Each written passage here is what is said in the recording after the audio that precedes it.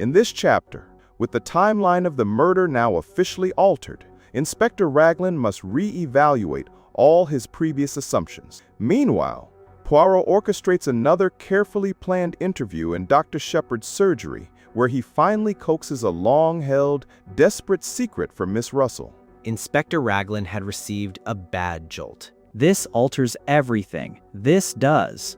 Those alibis. Worthless. Absolutely worthless. Got to start again. Find out what everyone was doing from 9:30 onwards. 9:30, that's the time we've got to hang on to. Poirot looked at him unhappily. Me? I have been familiar with the idea for some time. Dang that telephone call. We always come up against it. I hurried in to see my surgery patients. Afterwards, I was in my workshop when Caroline ushered in Poirot. Aha, my friend, you have not got rid of me so easily. You are in error. You have still one patient to see. Not me, bien entendu. It is a little complot of mine. There is someone I wish to see, but it is not necessary that the whole village should intrigue itself. To you, she has already come as a patient before. Précisément. I send her a little note and make the appointment in your surgery. You are not annoyed? On the contrary. Now, why are you so anxious to see her? Surely it is obvious. But I profited by Inspector Raglan's state of mental chaos to induce him to grant me a little favor. He took a sheet of notepaper from his pocket and read aloud. The police have, for some days, been seeking for Captain Ralph Peyton. Captain Peyton has been found at Liverpool, where he was on the point of embarking for America. That, my friend, will be in the newspapers tomorrow morning. But it isn't true. Beaming. You have the intelligence so quick. No, he has not been found. But I assured the inspector that very interesting results would follow its appearance in print. Just then, the bell rang. It was Miss Russell. This morning, I was struck anew by her beauty. Dressed in black, tall and upright, with her big dark eyes and a flush of color in her cheeks, I realized she must have been a startlingly handsome girl. Good morning, mademoiselle. Will you be seated, Miss Russell?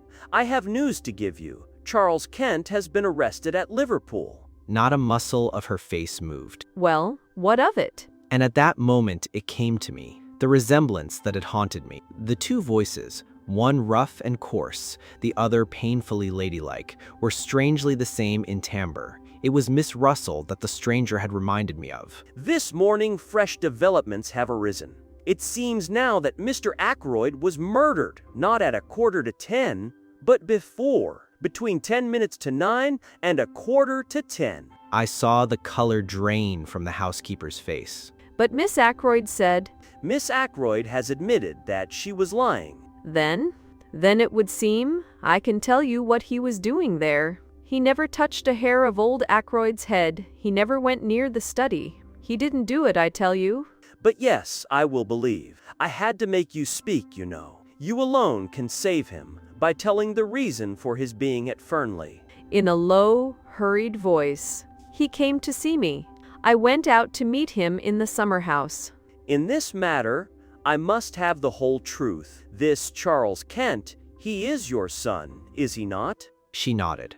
No one has ever known. It was long ago down in Kent. I was not married. He turned out badly, drank, took to drugs.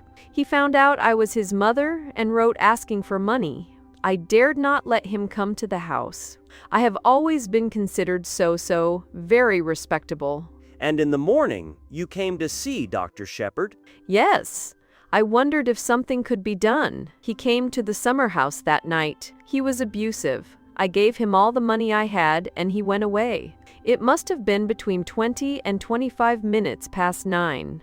Be of good courage, mademoiselle. All will yet be well. After she left, I asked him how he'd spotted her.